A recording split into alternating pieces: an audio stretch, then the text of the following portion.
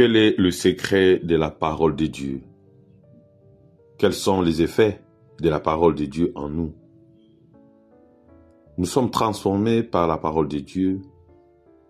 Elle est une nourriture et un guide de vie. Elle nous oriente vers notre vraie destinée en nous indiquant notre source. Si vous demeurez dans ma parole, vous êtes vraiment mes disciples. Jean 8, verset 31. La parole de Dieu est notre nourriture. Elle nourrit chaque jour notre vie de croyants. Sans cela, notre vie de foi s'éteint.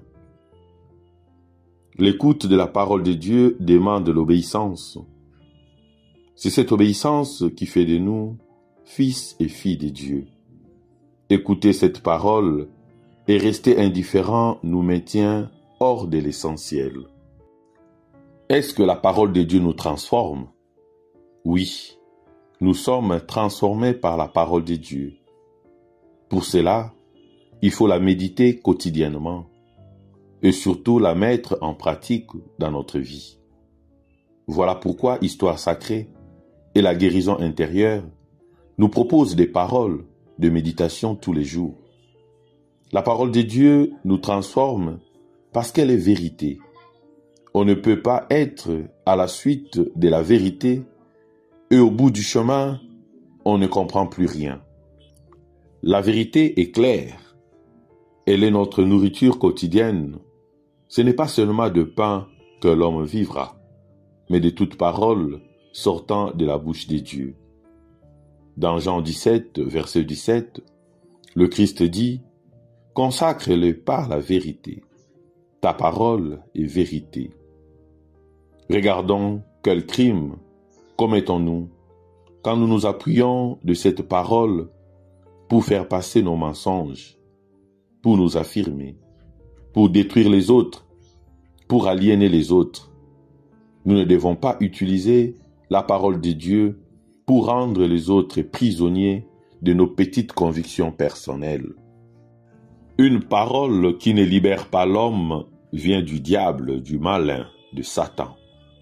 La parole de Dieu donne vie et espoir. Elle ne ressemble à aucune autre parole. Elle est vivante et met l'homme debout. La parole de Dieu est une parole de changement. Quand Dieu parle, les choses changent. Tout a existé par lui, avec lui et en lui. Sans cette parole de Dieu, nous ne serions pas là. Dieu a créé le monde par sa parole d'amour. La parole de Dieu donne naissance à la vie, crée la foi, accomplit des miracles, guérit des blessures, donne la joie, permet de surmonter les épreuves et de vaincre la tentation. La parole de Dieu est-il vraiment notre demeure? Oui, le Christ le dit, tel que nous l'avons souligné plus haut. Si vous demeurez dans ma parole, vous êtes vraiment mes disciples. La parole de Dieu est notre nourriture. Elle nourrit chaque jour notre vie de croyants. Elle nous abrite. Sans cela, notre vie de foi est dehors et à l'extérieur, sans sécurité. La parole de Dieu est là pour nous orienter. Bien de problèmes sont créés par nos mauvais choix. Nous nous basons sur des critères peu dignes de confiance. La culture, tout le monde le fait. Nous nous appuyons sur la tradition. Nous avons toujours agi de cette façon. Nous nous appuyons sur notre raison. Ça semble logique. Ou sur nos émotions. Ça paraît juste.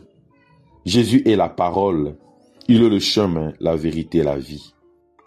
La parole de Dieu est notre demeure en autant que nous l'accueillons dans notre cœur et dans notre vie.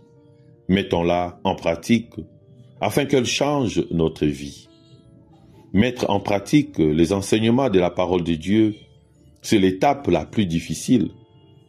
Tout homme qui entend les paroles que je viens de dire et le met en pratique peut être comparé à un homme avisé qui a bâti sa maison sur le roc. Nous pouvons facilement oublier de mettre en pratique les enseignements reçus de la parole de Dieu. Or, elle ne nous a pas été donnée pour augmenter nos connaissances, mais pour nous changer, pour transformer notre vie. En participant régulièrement à la messe, à un groupe de partage, à une fraternité, nous pourrons discuter ouvertement sur l'action de la parole de Dieu en nous. Grâce aux autres, nous apprendrons des vérités que nous n'aurions pas découvertes tout seuls. Et ils nous aideront à mettre en pratique la parole de Dieu de façon concrète dans notre vie. La Bible regorge de versets et d'histoires qui nous éclairent sur le chemin de la réussite véritable. Que ce soit dans nos relations, notre carrière, nos finances ou notre bien-être personnel, la parole de Dieu nous offre de principes clés pour naviguer les défis de la vie et atteindre nos objectifs. Voici un bon moyen pour mettre la parole en pratique. Après l'avoir lu, étudié et médité, mettons par écrit nos décisions, nos projets.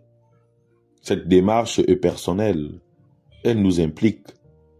Pratique, elle concerne quelque chose que nous pouvons faire. Et vérifiable, fixons-nous un délai pour l'accomplir. Question à me poser.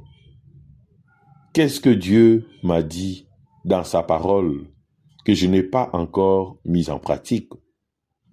Soyons toujours prêts à accueillir la parole de Dieu, la sagesse divine, et à découvrir à travers elle le chemin véritable vers une réussite durable et pleine d'essence, celle qui glorifie Dieu et enrichit notre âme. Amen.